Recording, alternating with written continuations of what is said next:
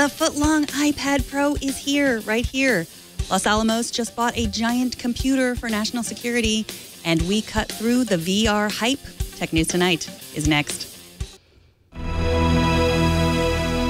This is Twit.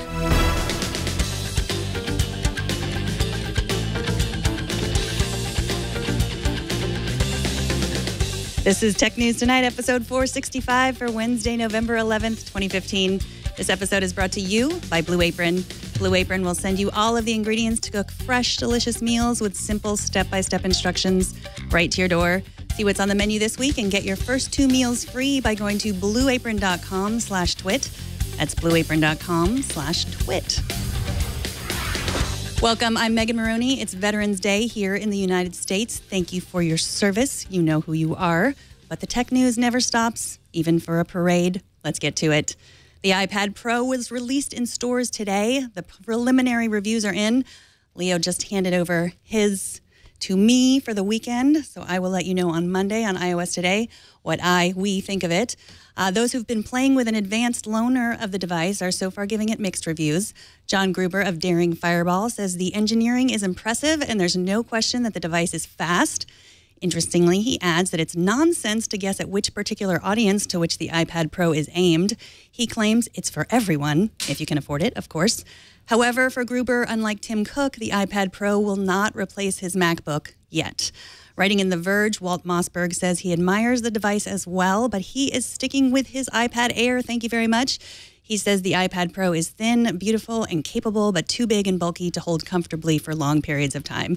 He also had many complaints about the optional keyboard, which is essential if you're really going to consider this a professional device.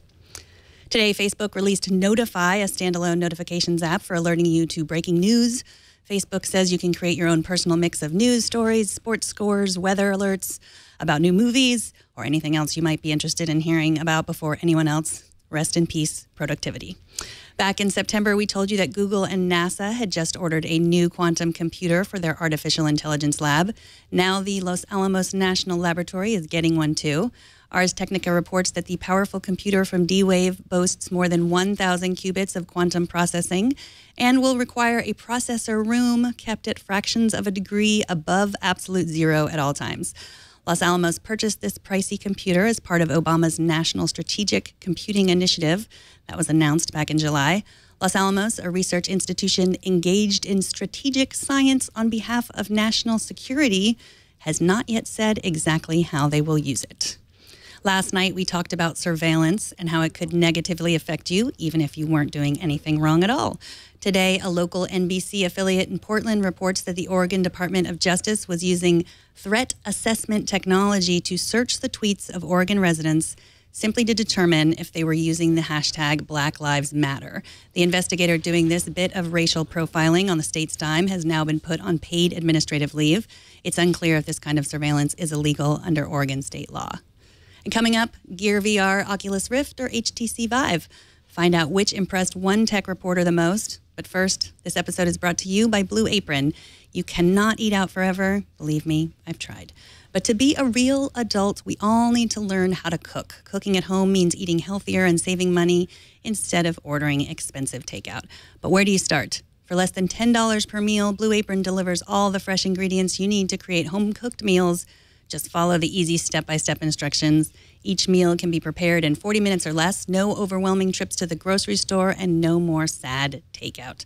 No matter your dietary preferences, Blue Apron makes it easy to discover and prepare dishes like North African spiced shrimp and couscous with dates, kale, and carrots, or caramelized leek and barley miso ramen and delicata squash and fresh ramen noodles. That's right in your own kitchen. Cook with ingredients that you've never used before, such as watermelon radishes, farro, and purple potatoes. Recipes are between 500 and 700 calories per portion. Delicious and good for you. Right now, you can get your first 2 meals free by going to blueapron.com/twit. Check out this week's menu. Get your first 2 meals free just by going to blueapron.com/twit. And we thank Blue Apron for their support of Tech News Tonight. Next VR, the company who brought you the Democratic debate as well as the NBA opener in virtual reality, has just received $30 million in funding from Comcast, Time Warner, and others. Is this a sign that the VR revolution is really here, or is it just a sign of the hype? again. Our guest today has spent the last several months trying out different forms of the current VR options available. He's here to tell us whether virtual reality will be part of our real reality anytime soon. Welcome, Omar Gallaga, technology and culture reporter for the Austin American-Statesman. Hi, thanks for having me. Thanks for coming on. So in your piece in the Statesman this week, you asked the question, is VR the future? And you answered the question yourself. The answer was yes, no, and maybe. All of those things roll together. Let's start with the yes. I think the yes is that, if you talk to any game developer right now, they're very, very excited about what VR can do, what VR will be. And a lot of them you talk to are convinced that this is the future in one form or fashion. The no for me has been some of the kind of lackluster, mediocre experiences I've had with some of the VR, particularly the phone-based stuff, the cardboard. I think I might have one down here somewhere. Here we go. Everybody's got a cardboard sitting around somewhere. Yeah. Which, if you don't have it positioned exactly right on your face, it's just a double image and blurry and can make you nauseous. I've talked to people that have become sick from using them. And then I went to a VR film festival a few weeks ago that was touring the country and just found the content was lacking. There just wasn't much to it. It felt like standing 20 minutes for a 2-minute amusement park ride. But then you get into stuff like Oculus and the Vive from HTC and Valve, and that stuff really does blow your mind and feels like the future. So I think it really is a matter of that when you talk about VR, you're talking about a lot of different kinds of VR that people are being exposed to right now and a lot of different levels of experience. The top end stuff that's a little bit more cumbersome to wear is really, really cool. And the stuff that's, the cardboard and stuff like that, it's okay, but it can be a little disappointing if you're expecting the full-blown Ready Player One experience. Right. Well, let's talk about Ready Player One. That's Ernest Cline's book. It depicts the year 2045 as a place where Earth is just horrible. People immerse themselves in VR to get away from the world that we already destroyed. Do you envision this kind of dystopian future with VR? Yeah, seeing as how my body's already feels like it's falling apart, like I'm okay with that, but everybody else, maybe not so much. Ernie Cline is an Austin guy, so he's we root for him here. But I found the book a little bit depressing. The idea that we were all plugged into this virtual world while our bodies just kind of lay in stasis really bums me out. And I saw some of that at the VR Film Festival that I went to. I saw all these people sitting in chairs using the HTC Gear VR. And, their legs are hanging out and they're just kind of lying there still and just kind of bobbing their heads around. I was like, they look so vulnerable. It scares me that they look so immobile and vulnerable in those positions. I think the future, though, is going to be more augmented reality. I spoke to CEO Ben Lamb from Chaotic Moon Studios here in Austin. They are a pretty cutting-edge company that's doing a lot of experimentation with VR, and he believes that VR is sort of a step toward augmented reality, where we are going to have the real world bleeding into this stuff and combining the virtual and the real. That's kind of the end goal of VR. It does sound like that. That makes more sense, and they're obviously pushing it now. You hear it being called mixed reality because it's right. Something that's less techie, less geeky. Which is kind of what Microsoft is doing with HoloLens, it seems like, kind of more of that ultimate goal of blending the stuff around us and not having your view blocked 360 degrees where you aren't aware of anything around you. Yeah, it's a very alienating experience to watch someone with a VR helmet on, with VR goggles. You just feel like they're experiencing something awesome and you're not. I could punch them and they wouldn't even know where it came from or who did it. I needed to run off. But the one I've been impressed with the most of the ones I've tried, which include Oculus and some of the others, is the Vive. That was the one where I got to walk around with hand controllers and feel like I could actually manipulate things. And I didn't want to come out of it, which scared me a little, that I experienced it and wanted to do more and didn't want to leave. That kind of freaked me out a little as well. Right. Well, that's the other element of it, right? And you see it on a smaller scope, if you're just looking at your phone and not experiencing the world around you. We already do that. Our kids already do that. I know you have kids, and that's, I think, sometimes the fear. Have they used any of these devices? I've kept them away from, when they were really little, I kept them away from a lot of the 3D stuff. Even we have a Nintendo 3DS and I should just shut the 3D off because I'm afraid of messing up their eyes. They've tried the cardboard and have just and I feel like with the cardboard, a lot of people that I put it in front of, including my in-laws who are a lot older, they'll try it for 5 minutes. They'll put it on. They'll be like, look around. They'll be like, oh, wow, that's really, really cool. And then put it down and never pick it up again. That seems to be what I see with cardboard is people oh, that's cool. That's really, I understand it now. And then not coming back to it. And I don't know if that's, that it just doesn't feel natural, that it's something that messes with people's eyes and it doesn't feel good. But I find that's a little bit disappointing that people kind of try it and then go, okay, I get it, and move on, which I think is a huge challenge. And for my kids, I mean, they're much more into augmented reality. We did a lot of things like the iPad, the PlayStation 4 eye camera has a lot of augmented reality stuff in it. They love that. That's stuff they go nuts over. But I haven't really put a virtual reality headset on them. I don't know that I would trust them with Oculus at this point, to be honest. Well, the interesting thing about cardboard that I think that I was wondering, like, why doesn't it have a strap on it? And Google won't let people put a strap on it, because I guess because they don't want people using it for too long. Which leads me to believe that it's not really safe, but I don't know. Have you heard anything about that? There's a rubber band that you could use usually. But no, yeah, I find it uncomfortable. Like, I have a real hard time getting it to sit right. I have to kind of grip it so that my phone doesn't fall out of it. I don't find it to be the most natural, pleasant experience. The New York Times last week put out 1 million of these into their print editions for people to try. And the New York Times app, if you haven't tried it, when I tried it, there were about 4 things on it. They're really, really cool. They look amazing. They're really well reported, really kind of seeing a glimpse of the future of journalism. But the cardboard itself, I have a hard time putting it together in such. You see what happens with this. This is damaged quite a bit. My kids have gotten at this, which is another problem with cardboard. Is you don't let your kids mess around with it, because it will look like this. And don't even mention the dog. Don't let the dog ate my cardboard. Is going to be the next. Don't let the dog pee anywhere near Google Cardboard.